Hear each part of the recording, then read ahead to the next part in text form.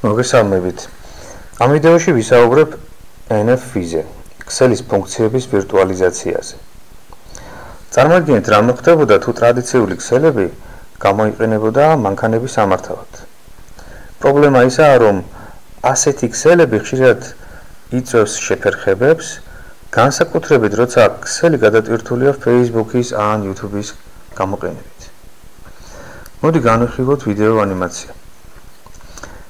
ეს ავტომობილი წარმოადგენს მძღოლის გარეშე მოძრავი ტრანსპორტის ახალ თაობას, რომელშიც ინტეგრირებული კომპიუტერი უკავშირდება Excel-ს, რათა მანქანამ დამოუკიდებლად იმოძრაოს.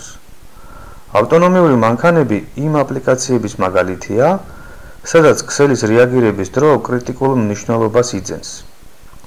ტრადიციული Excel-ის არქიტექტურა, სადაც აპლიკაციის მონაცემებს რამდენიმე Excel-ური კვანძი უნდა გაიაროს, ანუ აპლიკაციის მონაცემებმა რამდენიმე კვანძი უნდა გაიაროს, შეიძლება მნიშვნელოვანი შეფერხების მიზეზი გახდეს. პრობლემა განსაკუთრებით მძაფრდება, როცა Excel-ი გადატვირთულია სხვა მოთხოვნებით, მაგალითად, როცა იმავე ადგილას მომხმარებლები იყენებენ Facebook-ს ან YouTube-ს. ვირტუალური Excel-ი დინამიურად არეგულირებს თავის ვირტუალურ არქიტექტურას, რათა აპლიკაციები მათი მნიშვნელობის მიხედვით პრიორიტეტულად განაწილდეს და ვირტუალური მანქანები შესაბამისად გადანაწილდეს. Excel-ის ფუნქციების ვირტუალიზაცია შესაძლებელს ხდის, რომ Excel-ის ტოპოლოგიის თითოეული კვანძი მიკრომონაცემთა ცენტრად გადაიქცეს, რომელიც სხვადასხვა აპლიკაციას მოემსახურება.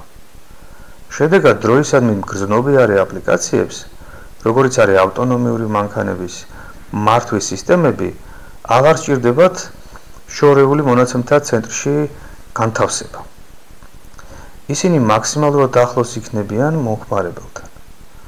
ამის შედეგად კომუნიკაციის გზა მომხმარებელსა და აპლიკაციას შორის დამოკლდება და აპლიკაციის სერვერის ლატენტობა შეიძლება შემცირდეს 1 მილიწამამდე. მადლობა ყურადღებისთვის.